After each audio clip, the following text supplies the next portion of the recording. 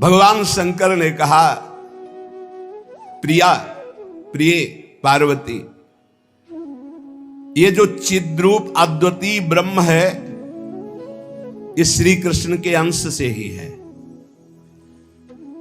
जो महाविष्णु है,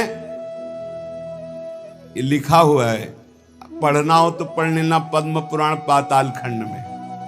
नहीं कहने लगते हैं कि ये तो राधा उपासक, ये और किसी को मानते ही नहीं हैं। नहीं, मानते हैं, जानते हैं, पहचानते हैं, पर जहां से जो वर्णन हो रहा है, सर्वधारा प्रकट हो रही, भगवान व्यास देव जी के सब जो इतने अवतार हैं, उनके सबके अवतारी परम पुरुषोत्तम पर ब्रह्म परमात्मा भगवान श्री कृष्ण है।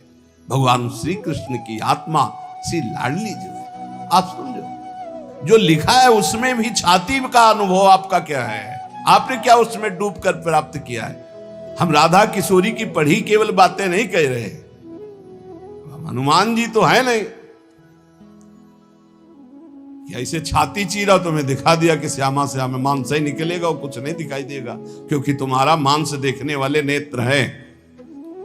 अगर श्यामा श्याम देखने की कृपा कर दें आपके ऊपर कि आप देख लो, तो बिना चीरे देख लोगे, पक्का समझ लो।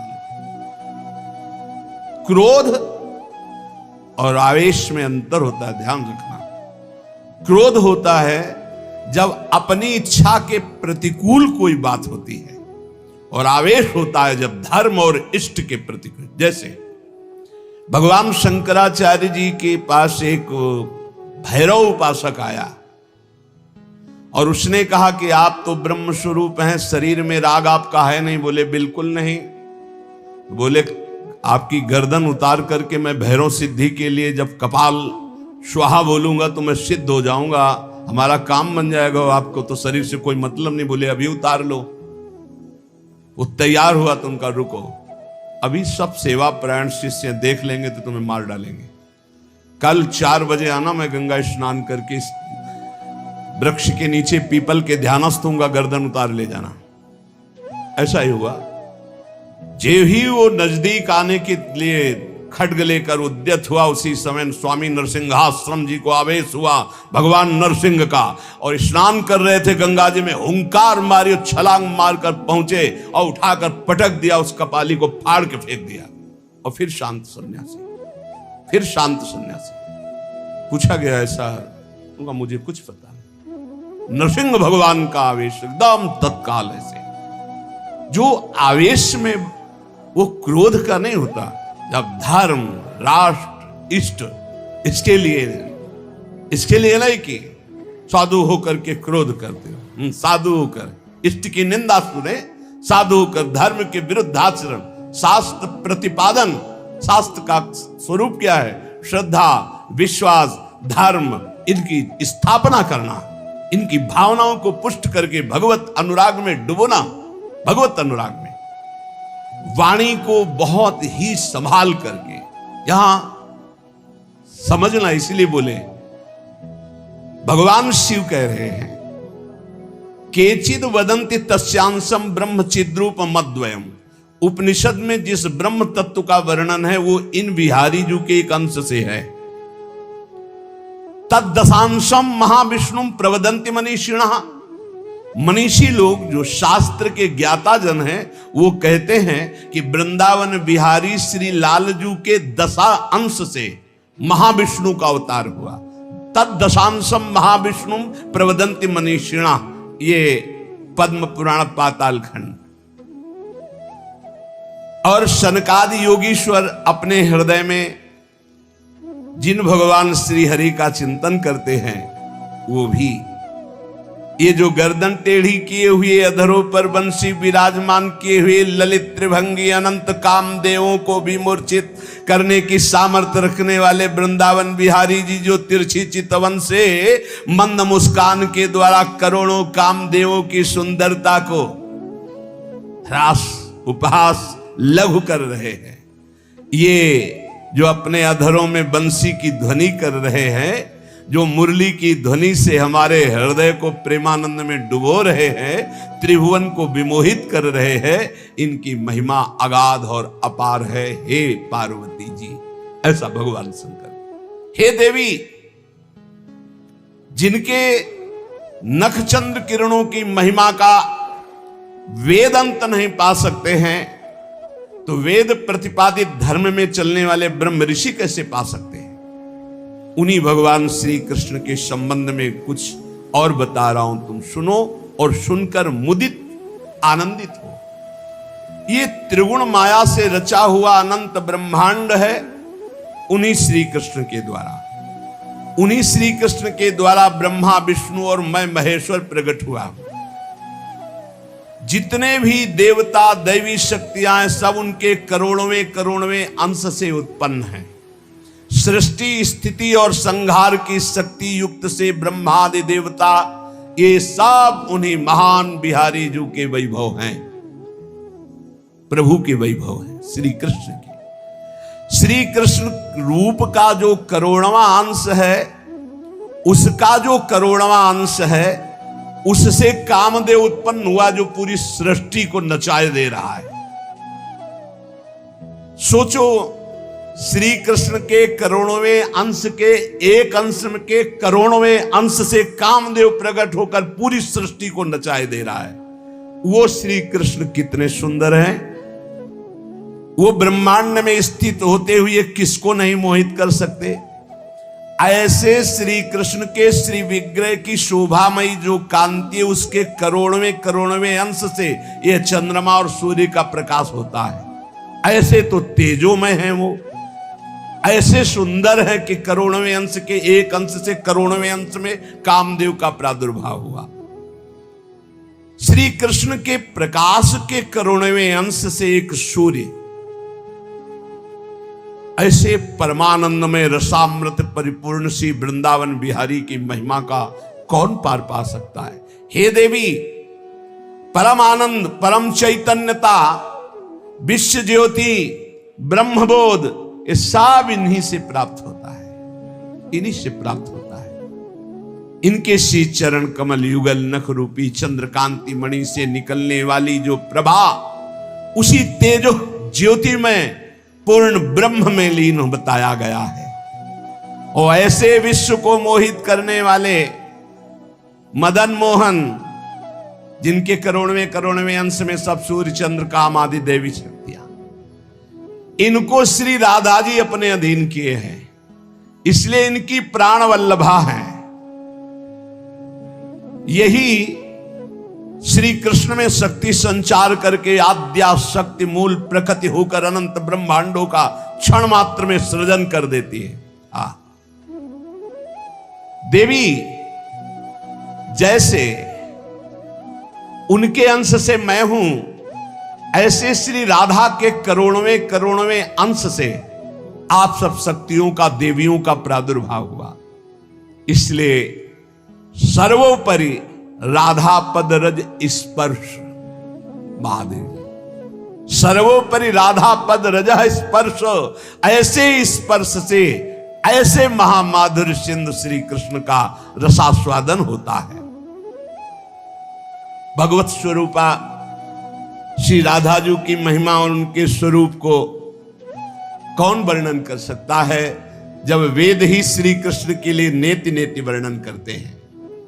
ऊर्ध्वरेता परम बाल ब्रह्मचारी सनकादि ऋषियों ने भगवान ब्रह्मा जी की ब्रह्म सभा में पूजा करके कहा कि हे देव, मेरे हृदय में परम देवता की जानने की इच्छा है। पर देवता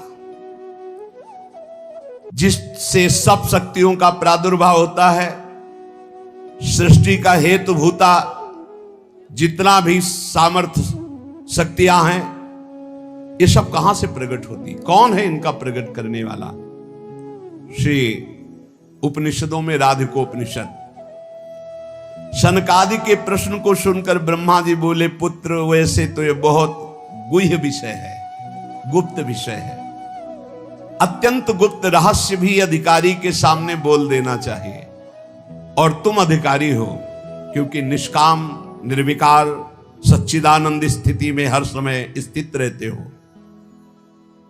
पर तुम किसी और के सामने प्रकट मत करना। देखो हर जगह पहले शर्त रख ली गई, इसे गुप्त रखना। जो हृदय संशय शून्य, रसग्राही, गुरु भक्त, शास्त्र के अनुसार चलने वाला निष्पाप, उस अधिकारी को परम देव श्री कृष्ण का यश सुनाना। ऐश्वर्य, यश, श्री, धर्म, ज्ञान और वैराग्य, इन 6 ऐश्वर्यों से परिपूर्ण भगवान श्री कृष्ण की महिमा सुनाना। जो उस महिमा में रत है, फिर उसको गोप गोपियों का महारस सुनाना, ब्रज रस। जो उस रस में अभिषिक्त हो जाए, तब वृंदावनेश्वरी का रस, समझ रहे, तब वृंदावनेश्वरी का रस। अखिल ब्रह्मांडों के अधिपति जिन्हें नारायण कहा गया है, ये हमारे प्रभु वृंदावनाधीश्वर के एक अंश से हैं। वे प्रकृति से भी प्राचीन और नित्य नवीन हैं। उनके आह्लाद का नाम है राधा। संधिनी, ज्ञान, इच्छा, क्रिया, ये बहुत सी शक्तियां हैं। ये आह्लाद अंतरंग भूता श्री राधा रूप में विराजमान है। श्री कृष्ण के द्वारा इनकी आराधना होती, इन्हें इसलिए इन्हें श्री राधा कहते हैं। श्री कृष्ण सदैव आराधना में तत्पर रहते हैं, श्री कृष्ण का सदा समाराधन करते हैं। ये गांधर्वा जितनी श्री कृष्ण पटरानिया द्वारिकाधीश के हैं, ये सब इनके अंश से प्रकट हुई है। श्री राधा और रस सागर श्री लालजू, ये एक प्राण, एक मन, 2 तन, एक रुचि, एक स्वभाव, एक वय, लीला के लिए 2 बने हुए हैं। ये मैं बहुत गुप्त बात बता रहा हूं। ये जनसाधारण को, मूर्तम और महामूर्खों को कभी भी इसका श्रवण मत कराना। जो राधा किशोरी के इन 28 नामों का जप कर ले, तो विश्व की कोई भी ऐसी कामना नहीं जो पूर्ण ना हो जाए। अनुभूति विषय आज का नहीं, ये वृंदावन आने के पहले का, क्योंकि पूज्य भाई जी श्री हनुमान प्रसाद पोद्दार जी के आदर्श में हम चल रहे थे, उनको जैसा वो निर्देश कर रहे। ये 28 नाम जिह्वा पे नाचते रहते थे। प्रारंभ में जो हितधाम से जुड़े हों उनको पता होगा, 28 नाम कभी कभी हम उच्चारण कर देते थे। ये राधा किशोरी जी के 28 नाम श्री राधिकोपनिषद में ब्रह्मा जी सनकादि को उपदेश कर रहे हैं। परिणाम फल स्तुति में लिखा है, भुक्ति मुक्ति प्रदा। भोग चाहिए तो भोग मिल जाएगा, मोक्ष चाहिए तो मोक्ष, और भवव्याधि विनाशिनीम, आवागमन चक्र से मुक्ति हो जाएगी, और हर व्याधि विनाशिनीम। इस संसार चक्र में जितने रोग हैं सबको शासन में रखने के लिए ये नाम पर्याप्त है। तुम्हारे ऊपर इनका प्रभाव नहीं पड़ पाएगा। ये 28 नामों का जो पाठ करता है वो जीवन मुक्त महापुरुष हो जाता है। भगवान ब्रह्मा जी ने उपदेश किया शनकादि को। राधा, राशेश्वरी, रम्या, कृष्ण मंत्राधिदेवता, सर्वाद्या, सर्ववंद्या, वृंदावन बिहारिणी, वृंदाराध्या, रमा, अशेष गोपी मंडल पूजिता, सत्या, सत्यपरा, सत्यभामा, श्री कृष्ण वल्लभा, वृषभानुसुता, गोपी, मूल प्रकृति, ईश्वरी, गांधर्वा, राधिका, आरम्या, रुक्मिणी, परमेश्वरी, परात्पर, पूर्णा, पूर्णचंद्र निभानना और भुक्ति मुक्ति प्रदा, भवव्याधि विनाशिनी।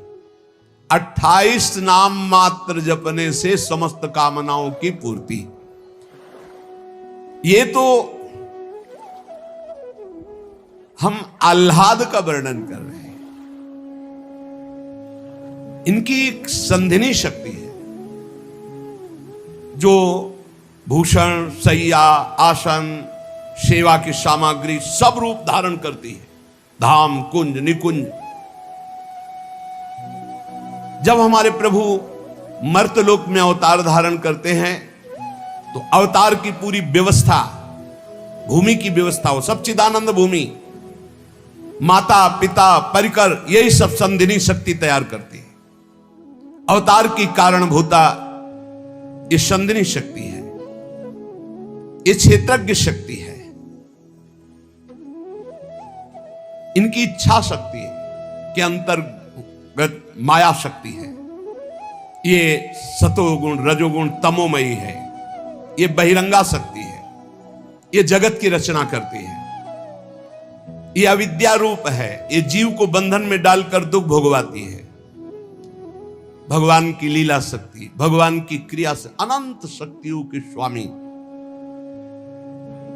जो इस 28 नामों को राधा जी के सुनता है, उसके जितने दोष नष्ट हो जाते हैं। जो अव्रती है वो व्रतवान हो जाता है। जैसे वायु स्पर्श करती है तो गर्मी का दुख मिट जाता है, ऐसे ही जो 28 नामों का जाप करेगा तो सतोगुण रजोगुण तमोगुण माया जनित बंधन का जो क्लेश है वो नष्ट हो जाएगा। अरे कुछ न याद हो, राधा राधा राधा पर्याप्त है। सबसे पहला है राधा राधा।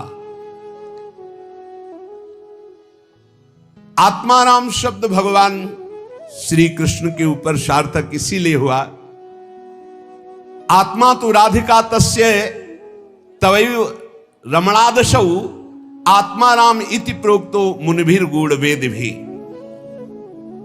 हे देवी, श्री राधा जो श्री कृष्ण की आत्मा है, सबकी आत्मा श्री कृष्ण, इसलिए परमात्मा श्री कृष्ण, और परमात्मा श्री कृष्ण की आत्मा श्री राधा है, इसीलिए उनको राधा रमण कहते हैं, क्योंकि वो आत्मा राम है, अपनी आत्मा से रमण करते हैं। उनकी आत्मा कौन है? राधा जी है। रहस्य रस के मर्मज्ञ रसिक जन, इसीलिए श्री कृष्ण को आत्मा राम कहते हैं। भगवान की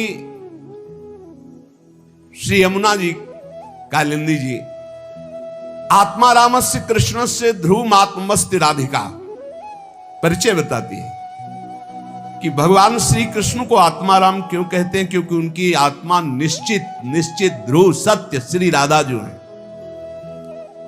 श्री राधा श्री कृष्ण की आत्मा है। कैसे कोई आत्मा को अलग कर सकता है? जो इस रहस्य को जानता है वही इस रस का अधिकारी है। इसीलिए प्रेमी भक्त जनों ने प्रेम रस का आदर्श श्री राधा जी को माना है। श्री कृष्ण तो प्रेम रसास्वादी है, रसदात्री तो श्री प्यारी जो है। मांगत लाल लाड़िलो नागर प्रगट भई दिन दिन की चोरी। श्री कृष्ण को सर्वाविद आनंद समुद्र को आनंद प्रदान करने वाली श्री लाडली जो है।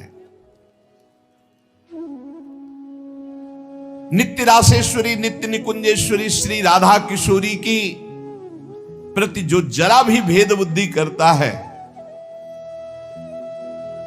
वो कभी भक्ति मार्ग में तो चल ही नहीं चल सकता, उसके चलने का अधिकारी खो जाता है। और श्री कृष्ण की अर्चना करने का अधिकार कदापि नहीं। कृष्णार्चा या नाधिकारो यतो राधार्चनम बिना वैष्णवै सकलै तस्मात् कर्तव्यम राधिकार्चनम। कृष्ण प्रणाधिका देवी तद अधीनो विभुर्यतः रासेश्वरी तस्य नित्यम तयाहीनो न तिष्ठति। राधनोति शकलान कामास तस्माद राधेति कीर्तिता। श्री लालजू की श्री कृष्ण की पूजा का अधिकार उसी को प्राप्त होता है जिसने राधा जू का नाम लिया, राधा जू के चरणों की वंदना की, वही श्री कृष्ण पूजा का अधिकारी है।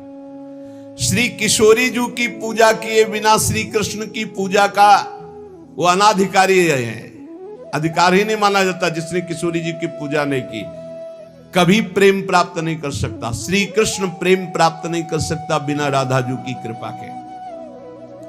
इसलिए वैष्णव मात्रों का कर्तव्य, जितने भी वैष्णव हैं कि वो श्री किशोरी जी का नाम ले, किशोरी जी की अवश्य पूजा करे, जिससे लालजू प्रसन्न हो जाते हैं। यदि राधा राधा कहोगे तो श्री कृष्ण कभी जाएंगे ही नहीं, आपके समीप ही रहेंगे। और कृष्ण अर्चना का अधिकार उसी को है। श्रीमद देवी भागवत, कृष्णार्चाया नाधिकारो यतो राधार्चनम बिना वैष्णवै सकलै तस्मात् कर्तव्यम राधिकार्चनम। कृष्ण प्राणाधिका देवी तद अधीनो विभुर्यतः। श्री राधा श्री कृष्ण की प्राणों की अधिष्ठात्री देवी हैं।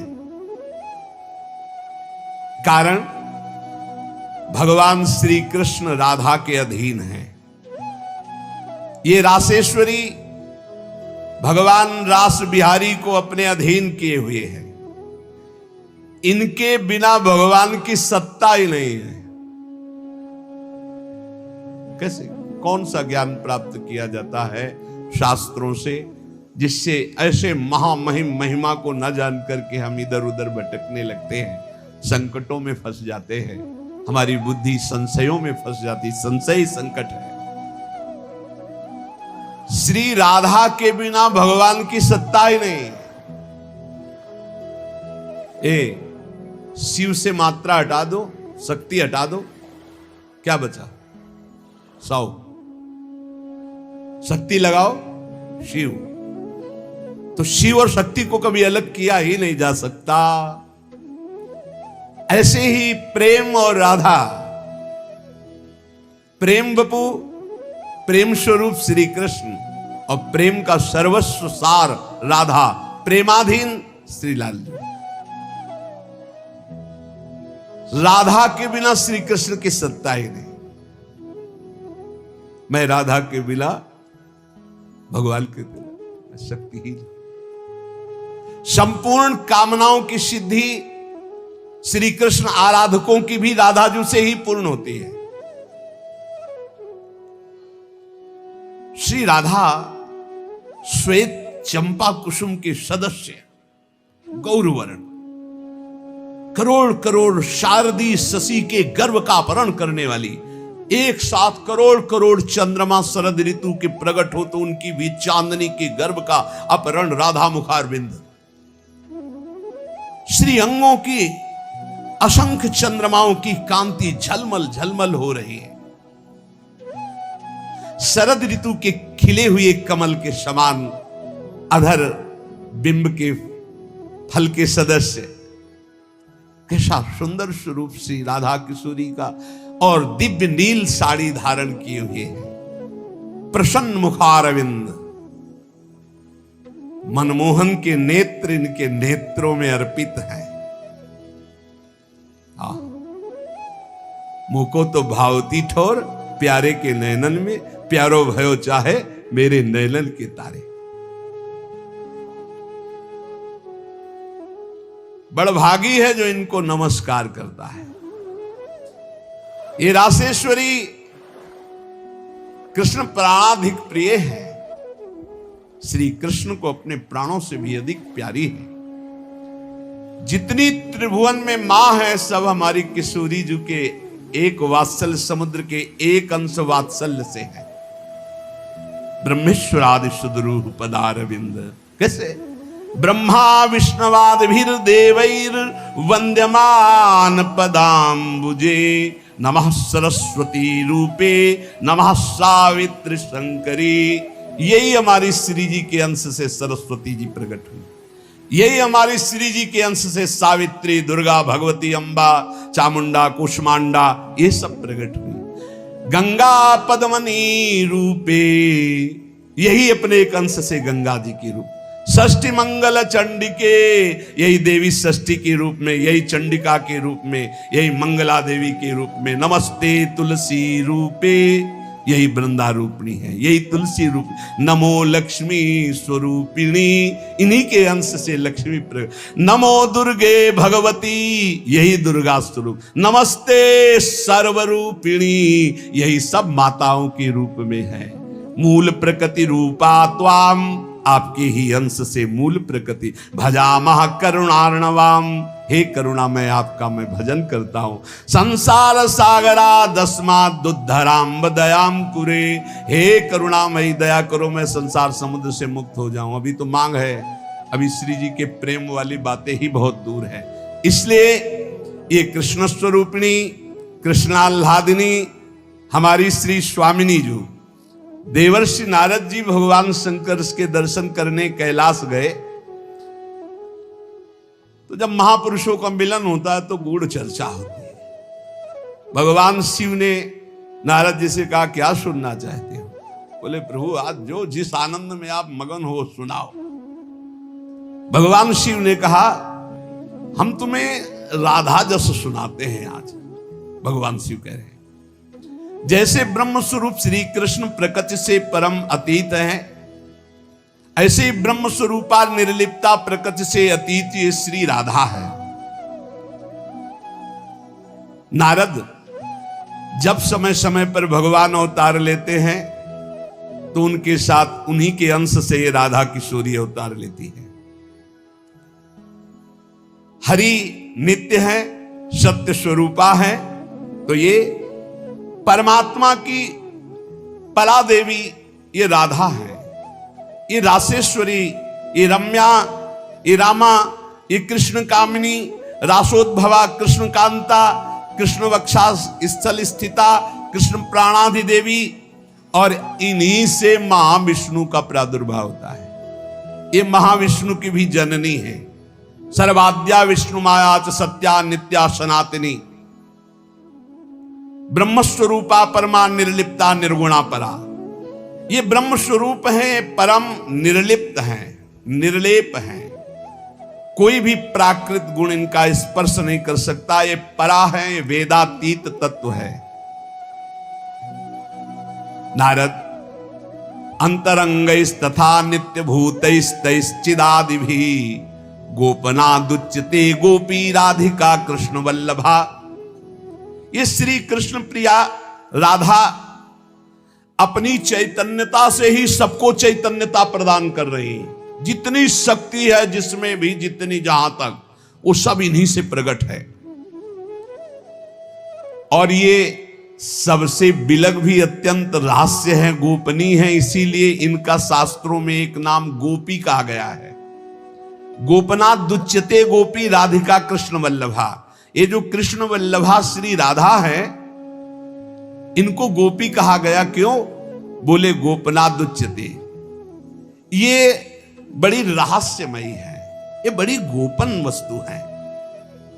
श्री कृष्ण आराधना में जब कोई तन्मय होता है तब कृपा करके इस गोपन को खोलते, तब उसके हृदय में रहस्य जागृत होता है। ये श्री कृष्णमयी परा देवता है।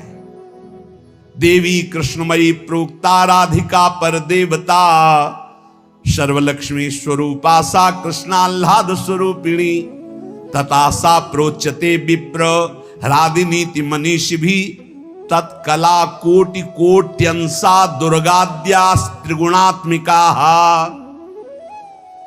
सातु साक्षान् महालक्ष्मी कृष्णो नारायण प्रभु, नैतयोर विद्यते भेदा स्वल्पोपि मुनि सत्तमो। इयम दुर्गा हरिरुद्रः कृष्णः शक्र इयम सची, सावित्रीयम हरिर्ब्रह्मा धूमोर्णासौ यमो हरि। बहुना किम मुनि श्रेष्ठ बिना ताभ्याम न किंचन, चिद चिद लक्षणम सर्वम राधा कृष्णमयम जगत। इत्थम सर्वम तयोरेवो विभूतिम विद्य नारद, ना शक्यते मया वक्तुम वर्ष कोटि शतैरपि। हे नारद जी, ये श्री कृष्णमयी श्री राधा परा देवता हैं, संपूर्ण लक्ष्मी इन्हीं के अंश से प्रकट है। ये श्री कृष्ण का मूर्तिमान आह्लाद है, मनीषी जन इन्हें आह्लादिनी कहते हैं। ये जो दुर्गादि शक्तियां हैं, तत्कला कोटि कोट्यंसा, दुर्गाद्यस त्रिगुणात्मिका। श्री राधा किशोरी के करोड़वें अंश के भी करोड़वें अंश से इनकी जितनी शक्तियां। ये कौन बोल रहा है? भगवान शिव बोल रहे हैं। किससे? देवर्षि नारद जी से। कहां? कैलाश में। तो भगवान नहीं जानते क्या? शिव जी दुर्गा जी को नहीं जानते? जैसे लोग कह ले तो तुम भी तो देवी का, बोले तुम भी तो देवी का कहते हो कि करोड़ों अंश। हम थोड़ी कहते महादेव, इसमें लिखा है महादेव आज, महादेव बोल रहे हैं। तो दुर्गा कौन है? महादेव की अर्धांगिनी, आधे अंग से प्रकट हुई वही देवी शक्ति है। क्या वो कह रहे हैं? तत्कला कोटि कोट्यंसा दुर्गाद्यास त्रिगुणात्मिका। दुर्गादि जितनी त्रिगुणात्मिका शक्ति है, तत्कला कोटि कोट्यंसा, करोड़वें अंश के करोड़वें अंश से हैं। सातु साक्षान महालक्ष्मी कृष्णो नारायण प्रभु। श्री राधा के अंश से महालक्ष्मी और श्री कृष्ण के अंश से नारायण। मुनि श्रेष्ठ, थोड़ा भी भेद मत समझना हमारी बात में। श्री राधा के ही अंश से दुर्गा है, तो श्री कृष्ण के अंश से मैं रुद्र हूं। श्री कृष्ण जब अपने अंश से इंद्र को प्रकट करते हैं तो सची के रूप में इन्हीं के अंश से, राधा के अंश से देवी सची प्रकट होती। जब ब्रह्मा के रूप से मेरे प्रभु श्री कृष्ण के अंश में ब्रह्मा जी, तो यही देवी सावित्री ब्रह्माणी के रूप में राधा जी के अंश से। जब श्री कृष्ण धर्मराज के रूप में, तो इन्हीं के अंश से धूमोरणा के रूप में। और क्या कहा जाए नारद जी, तुमसे क्या बताऊं, चेतन अचेतन जितना जगत है सब राधा कृष्णमय है।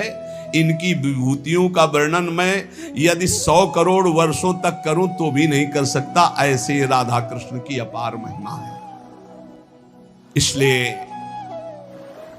अपने जो प्रिया प्रीतम के उपासक है, सबका मंगल हो, सब सुखी रहें, सब आनंदित रहें, पर सब वाणी का संयम करके प्रभु की चर्चा ऐसा गायन करे जिससे आह्लाद उत्पन्न हो। खूब नाम जप करो, अपने आनंद में उन्मत्त रहो। और देखो, इतना तो ध्यान रखने की बात है, जब प्रभु लीला करते हैं तो 2 पक्ष हो जाते हैं। एक हो जाता है आसुरी पक्ष, एक हो जाता है दैवी पक्ष। दोनों में भगवान शक्ति देते हैं, असुरों में आसुरी शक्ति, दैवों में दैवी शक्ति। जब कभी भगवान लीला करते हैं तो देखो वही वंश भगवान व्यासदेव जी के द्वारा दोनों संचलित हैं, कौरव और पांडव। भगवान व्यासदेव जी की कृपा से दोनों का, भगवान श्री कृष्ण के द्वारा दोनों की पुष्टता, क्योंकि वही मुखिया हैं सबके। पर जब धर्म की बात आती है तो एक महान भागवत भीष्म जी सिंहासन की रक्षा के लिए उधर, और इधर उनके इष्ट श्री कृष्ण। तो फिर वाक युद्ध भी होता है, बाण युद्ध भी होता है, ऐसे ये लीला चलती है। इसलिए बहुत सावधान होकर के नाम जप करो, वाणी को शासन में रखो, भगवत चर्चा कानों से सावधान होकर सुनो। बहुत कम जीवन है, भगवत प्राप्ति के मार्ग में हम अग्रसर होते हुए श्री जी तक पहुंच जाएं। बहुत बढ़िया मार्ग है, इसमें संशय करने की जरूरत नहीं है। ये बहुत ही प्रपंच माया फैलाती, बहुत ही प्रपंच, इससे बचो। बहुत गंदी आंधी माया डालती है जिससे भक्ति ढक जाए और हम फिर भटक जाएं। अनंत जन्मों से भटके हुए हम आए हैं, आज हमें प्यारी जी के चरणों की शरण मिली। तुम्हें हृदय की बात कहते, किसी संप्रदायवाद की नहीं। आज तक अनंत जन्मों तक मुझे जो विश्राम नहीं मिला, सुख नहीं मिला, हमारी लाडली जी ने हमें दिया है। वही सुख आपको बांट रहे हैं श्री जी की प्रेरणा से। आप संशय शून्य होकर राधा राधा जपे और राधा किशोरी के चरणों का आश्रय, वृंदावन धाम की कृपा आप देख ले, खुद देख ले कि आप निहाल हो रहे हैं कि नहीं। यहां के उपदेश सुन करके साधन में लगो, प्रमाण तुम्हारी छाती होगी, हमारे ग्रंथ नहीं। तुम्हारी छाती होगी, तुम्हारा परिवर्तन होगा, तुम्हारा आनंद होगा, तुम्हारा विश्वास होगा। बस तुम दृढ़ता से एक बार चल के देखो, वही एक परम तत्व है, दूसरा कोई नहीं है। और वही रस समुद्र रूप जब धारण किया तो श्याम सुंदर, और वही जब रस समुद्र का सार हुआ तो प्रियाजू। ऐसी जुगल उपासना, बिल्कुल संशय नहीं। श्री राधा वल्लभ लाल की। ए अरमान, तुम कुछ बोल नहीं रहे, चुप हो। अरे महाबल की खान हो, पवन के पुत्र, तुम्हारा वेग पवन के समान है। तुम बुद्धि ज्ञान वैराग्य भक्ति सबके समुद्र हो, फिर चुप कैसे खड़े हो। तो हनुमान जी को शाप था किसी ऋषि का, बचपन में खेल खेल में बड़ा, तो फिर उन्होंने कहा था तुम जब तक तुम्हारे बल का कोई स्मरण नहीं करेगा तब तक तुम्हें स्मृति नहीं। जे का चुप साधिरा, हनुमान जी को जैसे कोई सोते हुए जगा दे, कौन सा ऐसा कार्य है हनुमंत जो तुम कर नहीं सकते हो? भगवान की सेवा के लिए तो तुम्हारा अवतार हुआ है। क्या चुपचाप सुनते ही हनुमान जी का विशाल शरीर बढ़ने लगा।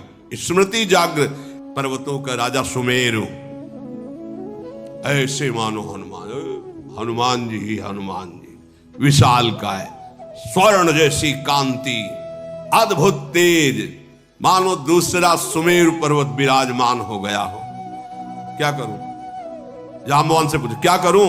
पी जाओ, नांग जाओ, क्या करूं? आदेश करो, क्या करो? महान बलशाली हनुमान जी। इशारा हो, अगर आप लोगों की सलाह हो तो पूरा लंका उखाड़ के ले आओ राम जी के पास। मजाक नहीं, ऐसे ही है महाराज। कह रहे पूरा त्रिकूट पर्वत में एक लंका बसी है, हम त्रिकूटे पर्वत उखाड़ के ले आवे राम जी के पास धर दे कि ये सीता जी है। क्या करूं? क्या आदेश? आदेश क्या करूं? क्या जाके इस समुद्र ऐसे ऐसे लांग। हनुमान जी अमित पराक्रमी, अमित माने कोई सीमा नहीं बल की। वो भीम चरित्र में सुना था ना, कांप गए भीम, भैया थोड़ा छोटे हो जाओ, हमें डर लग रहा है। भगवान बोले भाई इतना करना, जांबवन जी ने कहा भगवान का आदेश केवल खोज करना है सीता जी की। इतना करहु तात तुम जाई, सीत ही देखी कहो सुधि आई, तब निज भुज बल राजीव नैना, कौतुक लाग संग कपि सेना। बस तुम महाराज समुद्र लांग के जाओ, सीता जी की खोज करके और पुनः और प्रभु को सूचना दो। प्रभु अपने बाहुबल से इस दुष्ट को परास्त करेंगे और उनके यश का गायन होगा। आगे का चरित्र है। और हनुमान जी जब सिया जी के पास जाकर के सिया जी के सामने बहुत छोटे रूप में खड़े होते, कहते मां ये राक्षस कुछ नहीं है, आप दुखी मत हो, रघुनाथ जी का परम पावन यश होगा, वो आएंगे। आप बोले बेटा बहुत बातें करने से नहीं होता, बहुत बलवान राक्षस है। तो कहा अगर मां प्रसन्न हो तो देखो, वो छोटे हो जाओ, ठीक है। बोले मां आपसे सत्य कहता हूं, रघुनाथ जी को साक्षी करके, इस रावण के 10 मुंह तोड़ करके और इसकी पत्नियों को बंदी बना के इसको सहित और आपको पीठ में सुखपूर्वक बैठाल करके अभी रघुनाथ जी के पास ले जाऊं। पर प्रभु का आदेश नहीं है और उनका पावन जस बढ़ेगा। स्वामी के जस के कारण मैं चुप हूं, आप दुखी मत।